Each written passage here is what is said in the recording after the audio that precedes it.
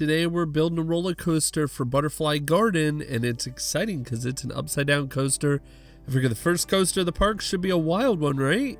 But it's also going to be nice. Here's everything that you've caught up to so far in Butterfly Garden.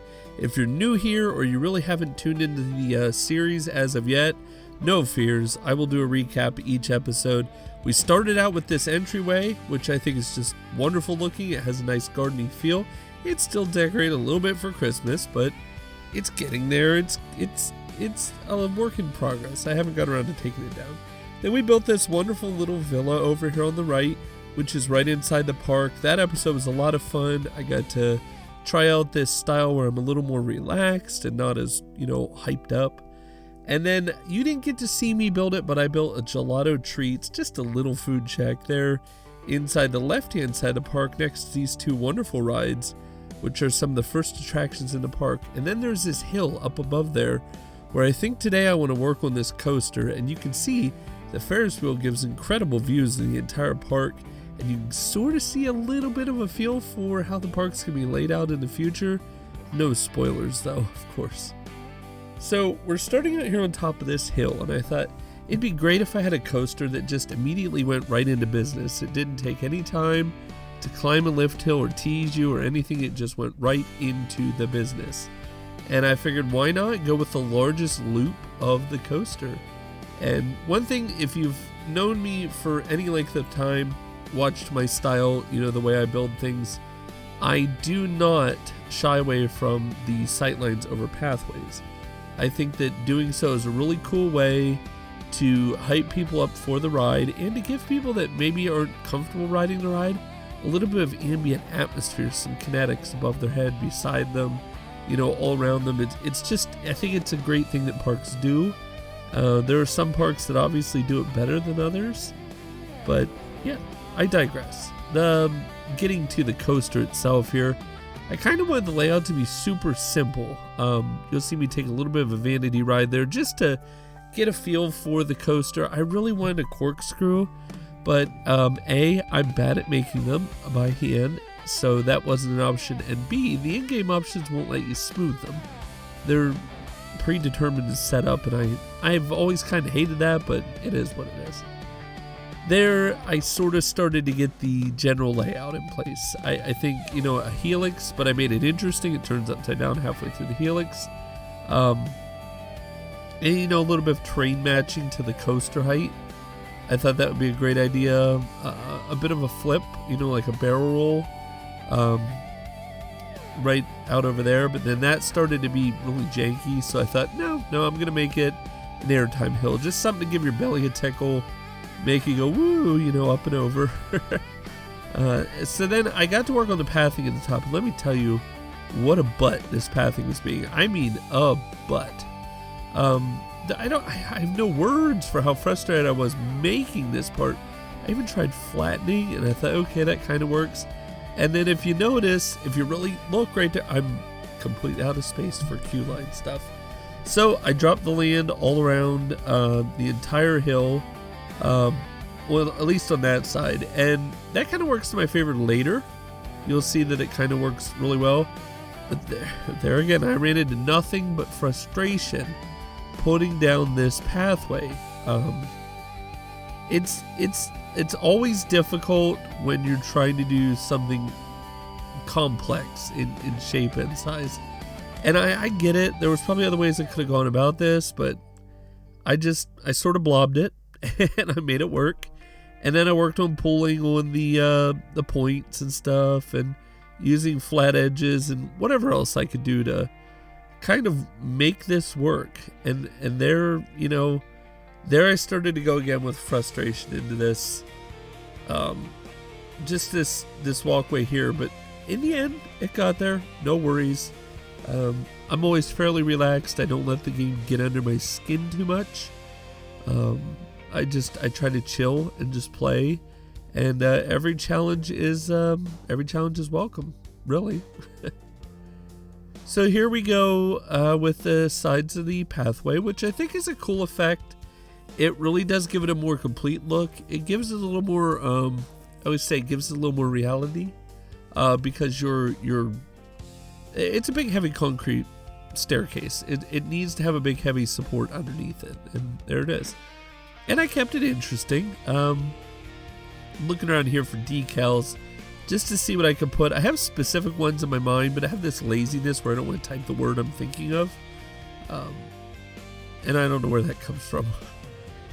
So then I worked on color scheme. I think black, just keeping the area nice and almost traditional colors for steel coasters. I think would be like the bright red or black or brown, you know, something like that, or even white.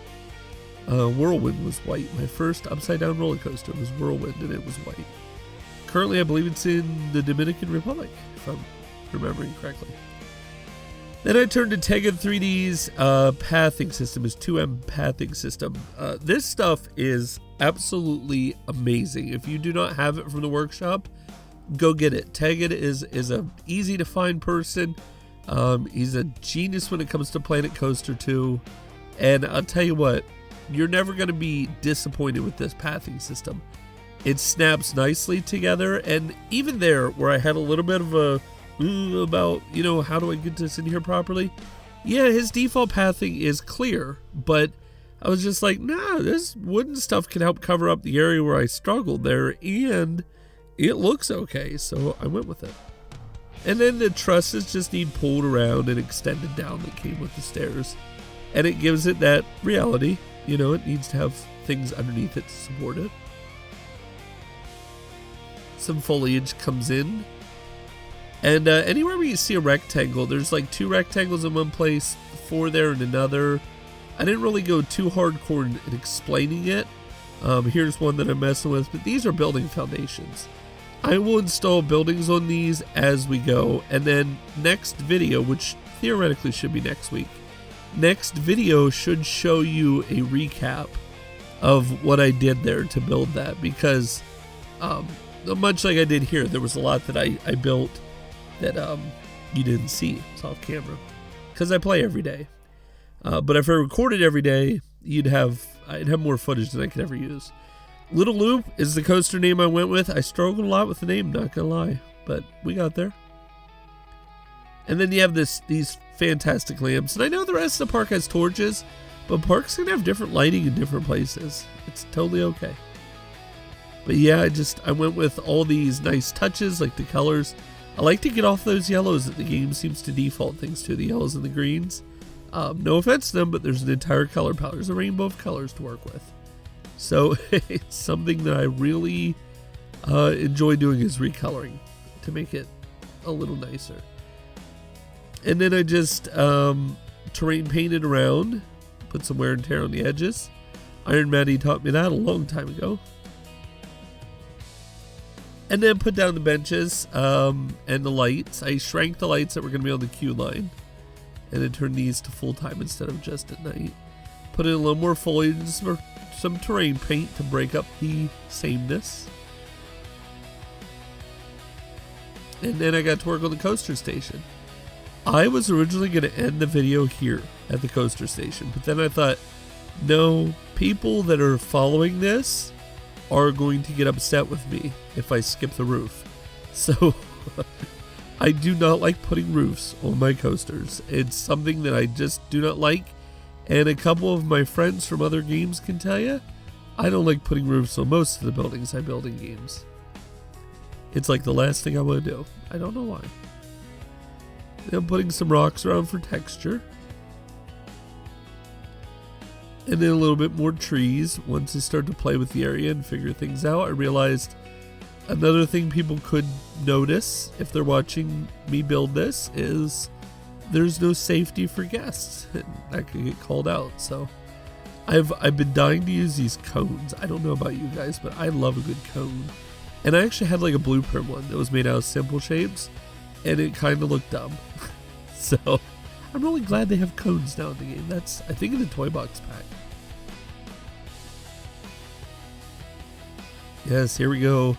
It is one of those things where at some point I just feel it. I feel like we've got there. I wanted to do a little bit more here with the pathway. I think in the next episode we're going to focus on this area. Loop-de-Loop Coaster has gotten me a coaster for this park that's absolutely perfect, and I have another wooden coaster that's perfect for this park. And then we have a look around from the guest view. This coaster looks fantastic. It plays with the walkway. It's going to go great with the rest of the decor in this area, and it gives it its own little section up on top of the hill. And this section up here is going to have a lot of things coming up in the future, like shops, and things like that. And I'll point all those out here in just a second. And then if you watch here, I wanted to catch this coaster going through the loop. One time, just from ground level.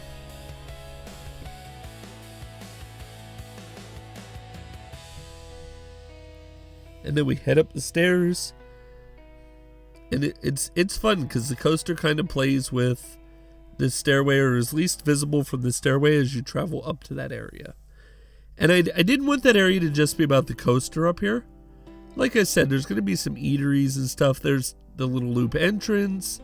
And then here on the left, there's going to be a little eatery. And then look at this. Look at this view from these tables. That view is just to die for. I mean, that would be fantastic in a park to be up there just eating, watching people. And then another building here, which might be a photo building. Like might be a restaurant or a bathroom over here, which, look at that view. I stopped to admire the views. I don't know how many times. I've cut out like 12 examples. Not kidding. So then I figured, why not? Let's go on a little bit of a ride, starting with the queue line here. We walk on up, and we jump on the ride. I want you to sit back and just enjoy it.